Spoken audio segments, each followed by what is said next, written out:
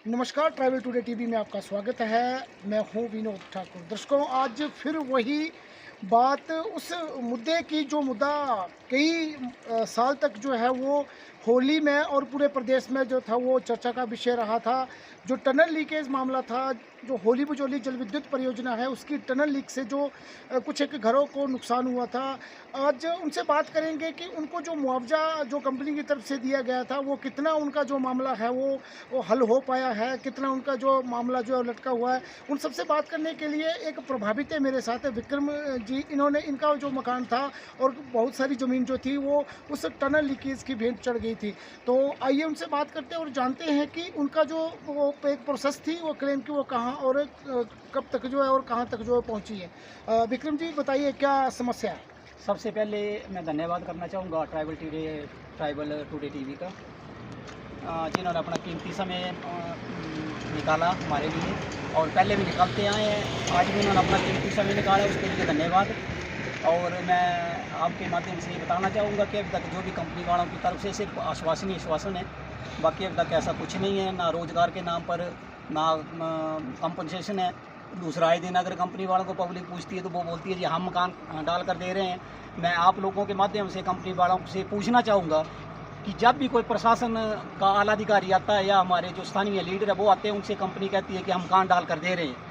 अगर कंपनी मकान डाल कर दे रही है तो मैं उनके साथ रूबरू होना चाहूँगा या उनके साथ डायरेक्ट मिलना चाहूँगा या खुद आकर मिले और मेरे को बताए कि उन्होंने कहाँ जैसी ज़मीन लेकर दी है कि वो मकान डाल कर दे रहे हैं। दूसरा, रोज़गार के नाम पर अब तक उन्होंने कुछ नहीं दिया है। बार बड़े लोगों को रोज़गार दे रहे हैं। मेरा फॉरेस्ट का कंपनसेशन अभी तक पीछे पेंडिंग पड़ी हुई है, प्रशासन वालों ने बनाकर दे चुका है प्रशासन कंपनी को। अभी तक उन्होंने मेरे को लगता है नौकरी की नहीं भेजा होगा तो अभी जस्ट भेजा होगा। अच्छा, रोजगार की बात कर रहे हैं तो जैसा कि पता है आपको कि ये जो कंपनी है हज़ारों लोगों को तो नहीं लेकिन सैकड़ों लोगों को जो है वो रोजगार इसमें बताया जा रहा है कि दिया गया है और आगे भी दिया जाएगा। तो कुल जो प्रभावित थे उसमें से कितने परिवारों को इन्होंने रोजगार दिया। मनोज जी, मैं एक बात बताना चाहूँगा कि जो एक विस्थापित शब्द है, चाहे वो कोई भी परियोजना हो, वो विस्थापित शब्द एक बहुत बड़ा अभिशाप है उन लोगों के लिए। और जो विस्थापित आदमी है वो एक परियोजना में जो विस्थापित होता है वो सबसे फ्रंट लाइन में होता है। यहाँ GMR कंपनी में जो विस्थापित है वो सबसे थर्ड लाइन में है। और मेरे को नहीं लगता सिर्फ एक आदमी को छोड़कर बाकी किसी को आज दिन तक इन्होंने रोज़गार नहीं दिया है। अच्छा, जो मुआवजा है तो कौन सा मुआवजा जो है वो अब मतलब कितना प्रतिशत मुआवजा जो आपको मिल चुका है और बाकी जो राशि आपकी वो लटकी हुई है। देखिए, अभी तक इन्होंने जो दिया है, मेरी जो लैंड थी उसका अभी तक टोटल पड़ा हुआ है लगभग 12-13 बीघे जो ज़मीन थी उसका अभी तक टोटल पड़ा हुआ है। 1 साल से ऊपर टाइम हो गया है। तो कंपनी बोलती है कि हम इसको टेक ओवर करेंगे, लेकिन करेंगे कब, ये एक सोचने वाली बात है। दूसरा, जो हमारा फॉरेस्ट का क्लेम है वो अभी तक पेंडिंग है। और जो हमारी मकान के नीचे जो ज़मीन होती है जिसका अभी तक मेजरमेंट नहीं हुई, अगर हुई भी है तो उसका मुआवजा अब तक नहीं दिया। हमारे को जो दिया गया है वो सिर्फ जो हमारे सेब के पेड़ थे सिर्फ उसका और मकान का ही प्रॉपर नहीं है। अच्छा, कितना समय हो गया है सारे जो घटना हुई थी इसको कितना समय हो गया। विनोद जी देखिए, जो मैंने मकान खाली किया था वो 2022 में 3 जनवरी को मकान खाली किया था। तो आप खुद ही अनुमान लगा लो कि 3 जनवरी 2022 से 1 साल तो जनवरी में बीत गया। फरवरी, मार्च, अप्रैल, मई, जून, लगभग 16-17 महीने जो हो चुके हैं।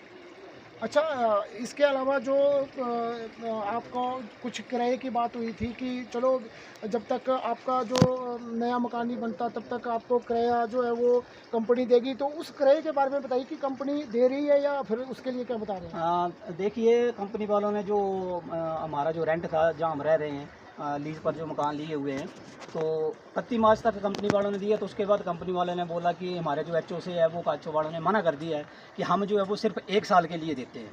तो उसके बाद मैंने बंसल साहब थे, अब सुनने में आए कि वो चले गए हैं, तो उनसे मैंने जाकर रिक्वेस्ट की, उनसे पत्राचार किया। तो अभी सुनने में आए कि सिर्फ 3 महीने के लिए जो HO से अप्रूवल मिली है किराए के लिए, अप्रैल, मई और जून के लिए। तो मैं तो खुद परेशान हूँ कि अभी तक हमारा जो सेटलमेंट हुआ नहीं है। मैंने रिक्वेस्ट की थी कि कम से कम 31 दिसंबर तक इसको जो है बढ़ाया जाए।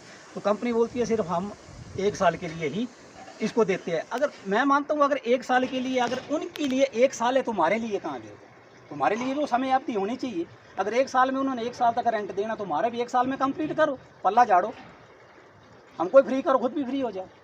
अच्छा, इसके अलावा और क्या कंपनी, मतलब अगर मान लो कि कंपनी जिस तरह से लगातार जो है वो कई प्रकार के बहाने लगा रही है और कंपनसेशन देने में कई प्रकार के मुश्किलें आ रही है, तो लास्ट चारा क्या है अब आपके पास? मेरे पास दो रास्ते हैं। एक तो जो मैं मकान बना रहा हूँ, उस मकान बनाने के लिए मैं कर्जे के नीचे काफ़ी दब चुका हूँ इस वक्त तक।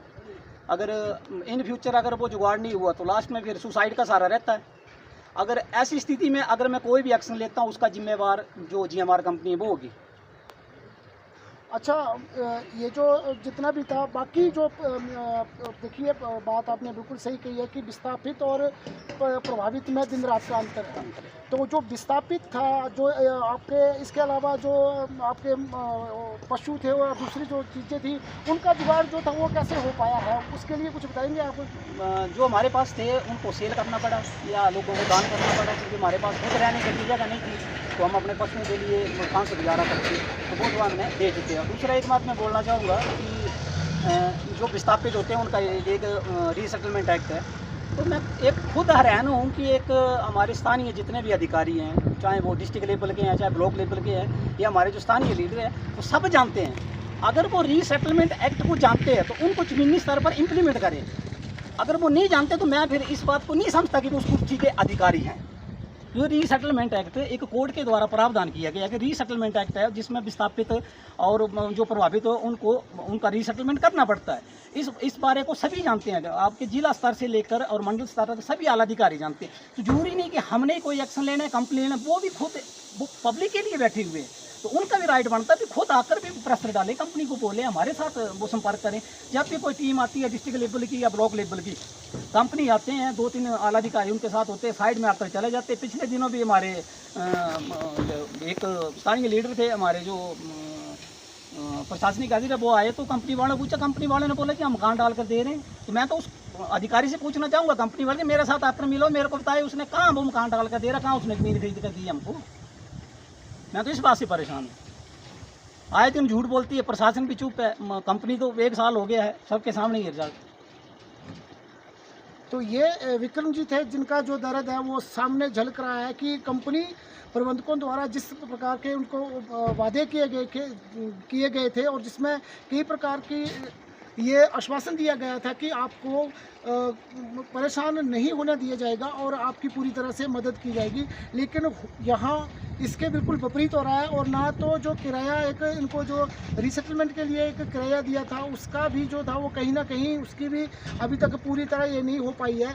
दूसरी बात ये है कि बड़े सारे मुद्दे हैं जिसमें अभी मुआवजे को लेकर जो स्थिति वो स्पष्ट नहीं हो पाई है।